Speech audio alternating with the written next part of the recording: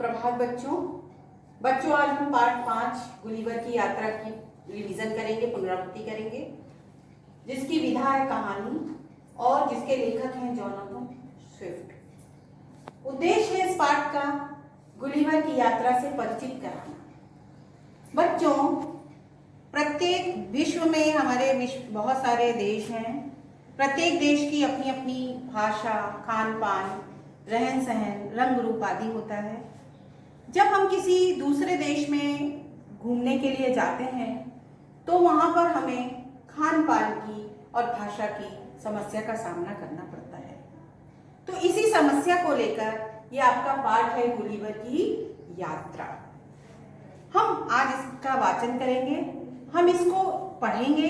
पढ़ना इसलिए जरूरी है बच्चों क्योंकि इसके अंदर से बहुत सारे प्रश्न आएंगे।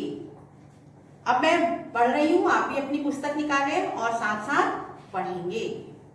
गुलिवर जहाज पर काम करता था। उसे यात्राएं करना अच्छा लगता था। हमेशा की तरह इस बार भी वह नए सफर पर निकला। अचानक तूफान में उसका जहाज फंस गया। सभी यात्री समुद्र में डूबने लगे। गुलिवर किसी तरह किनारे पहुंच गया। वह बहुत थक गया था, इसलिए वह जमीन पर सो गया। जब उसकी नींद खुली तो उसने अपने आप को पतले पतले धागों में बंधा हुआ पाया। उसके अचरज की सीमा न रही जब उसने देखा कि उसकी छाती पर लगभग 6 इंच का एक आदमी खड़ा था। इतना छोटा आदमी उसने पहली बार देखा था। कुछ देर बाद उसी के जैसे छोटे छोटे लगभग 40 आदमी उसके शरीर पर चढ़ गए। उसका नेता हाथ में तीर कमान लिए हुए था। गुलिवर ने जोर से एक चीख मारी, जिसे सुनकर वे सब भाग खड़े हुए। किंतु थोड़ी ही देर में वे सब फिर इकट्ठे हो गए। उनमें से एक ने अपना हाथ ऊपर उठाया, जोर से चिल्लाया, है कि ना बैगुल। उसके सभी साथियों ने इसी आवाज को दोहराया। गुलिवर की समझ में कुछ न आया। उसने उठने की कोशिश की और वे धागे टूट गए जिनसे वे बंधा हुआ था।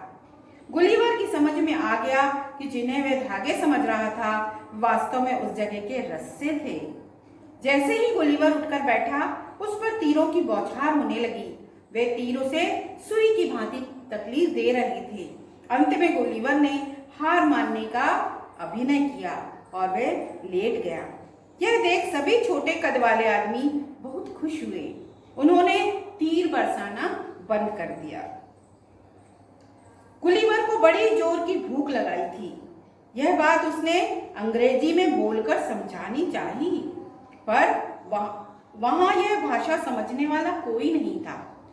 हारकर इस बात को उसने संकेतों से उन लोगों को समझाया। उसकी बात समझते ही वे लोग टोकरे भर भर कर खाद्य सामग्री ले आए। उस देश के हिसाब से यह सामग्री सैकड़ों व्यक्तियों के लिए पर्याप्त थी, लेकिन गुलिवर के लिए उसकी मात्रा बहुत अधिक नहीं थी। गुलिवर ने जब भोजन करना बंद कर दिया तो वहां के लोगों ने खुशी के मारे तालियां बजाईं। खाना खाने के बाद गुलिवर को नींद आने लगी। जल्दी ही वह खर्राटे भरने लगा। इसके बाद कई घंटों सोया क्योंकि उसके खाने में नींद की गोलियां मिला दी गई थी। वहां के निवासी बड़े अच्छे गणितज्ञ थे। वे लोग जहाज बनाने में निपुण थे। बड़े बड़े जहाज बनाकर वे विशेष गाड़ियों में लादकर जहाजों को समुद्र तक ले जाते थे। ऐसी ही एक गाड़ी में बेहोश गुलिवर को लादा गया, मतलब रखा गया। इस काम में 4 घंटे लगे। 500 सैनिकों ने गुलिवर की चौकसी की। उन्हें भय था कि कहीं यह आदमी जागने पर भागने की कोशिश न करे, इसलिए उसके पैरों में जंजीरें बंधवा दी गई। गाड़ी को खींचकर राजमहल तक लाया गया। वहां स्वयं राजा ने गुलिवर की अगवानी की। उन्होंने इशारों से गुलिवर से बात की। इसके बाद राजा ने गुलिवर को वहां की भाषा सिखाने के लिए पंडित नियुक्त कर दिया। कुछ दिनों में गुलिवर को वहां की भाषा का काम चलाऊ ज्ञान हो गया। अब उसके लिए राजा तथा अन्य व्यक्तियों से बात करना आसान हो गया था। राजा ने उसके पैरों की जंजीरें खुलवा दी। एक दिन राजा ने गुलिवर से कहा, हमारे पड़ोसी देश ब्लेफुस्कू के सम्राट ने बहुत शक्तिशाली जहाजी बेड़ा तैयार कर लिया है। वह जल्दी ही हमारे देश लिलीपुट पर आक्रमण करेगा। गुलिवर ने कहा, आप चिंता न कीजिए, मेरे रहते कोई आपका बाल भी बांका नहीं कर सकता। इसके बाद वह तट के पास की पहाड़ी पर चला गया। अपने टेलीस्कोप से उसने देखा कि शत्रु देश के 50 से भी ज्यादा जहाज खड़े रखे थे। कितने जहाज? 50 से भी ज्यादा। गुलिवर ने 60 रस्से तैयार किए, इतने ही कांटे लगे, मोटे तार भी बनाए। इस सामग्री को लेकर वह ब्लेफुस्को की खाड़ी की ओर चल दिया। खाड़ी में घुसकर उसने वहां शत्रुओं के सभी जहाजों को कांटों में फंसा लिया। इसके बाद सबको रस्सों में बांध दिया, फिर रस्सों को खींचता हुआ लिलीपुट की ओर चल दिया। ब्लेफुस्को के सैनिक उसे भीमकाय शरीर को देखकर दंग रह गए। उन्होंने उसे रोकने का प्रयास किया, लेकिन वह सफल न हुए।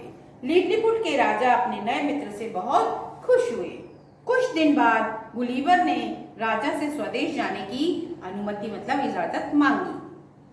राजा ने सहर्ष अनुमति दे दी, मतलब खुशी के साथ अनुमति दे दी। उसके लिए एक विशाल जहाज बनाया गया। ढेर सारी खाद्य सामग्री और जरूरत का अन्य सामान भरकर राजा ने उसे विदा किया। गुलिवर अपने देश लौटकर बहुत खुश हुआ। बच्चों, तो आज हमने पाठ का वाचन किया। पाठ पढ़ना इसलिए जरूरी है क्योंकि इसके अंदर से बहुत सारे प्रश्न बन रहे हैं और प्रश्न एग्जाम में P1 में आएंगे। आप इस पाठ को अच्छे से पढ़ेंगे। इस पाठ को पढ़ने का ये उद्देश्य है कि गुलिवर की यात्रा से आपको परिचित कराना। जिस तरह से गुलिवर के लिलीपुट के वासियों ने गुलिवर के साथ सहयोग किया, उनसे मित्रता की, उसको अपनी इंसानियत का परिचय दिया, इसलिए ये पाठ पढ़ना बहुत जरूरी है।